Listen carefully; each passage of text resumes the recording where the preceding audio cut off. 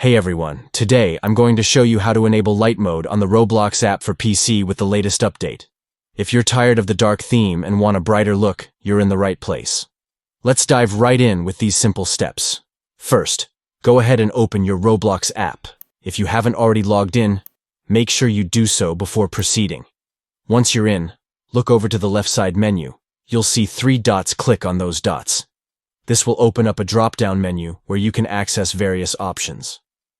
Next, from this drop-down menu, click on Settings. You'll find this option in the list, and it's where you can customize your Roblox experience. Now, in the Settings menu, select Account Info. This section contains all the details related to your account, including your theme preferences. As you scroll down, keep an eye out for the theme option. Once you see it, you can choose your preferred theme. Click on it, and it will give you options. Simply select Light to switch over to the brighter theme. And that's it. Your Roblox app should now be in light mode, making your gaming experience much more pleasant if you prefer a lighter interface. If you found this video helpful, don't forget to hit the like button and subscribe for more tips and tricks on Roblox and gaming in general. Thanks for watching, and enjoy your newly enabled light mode.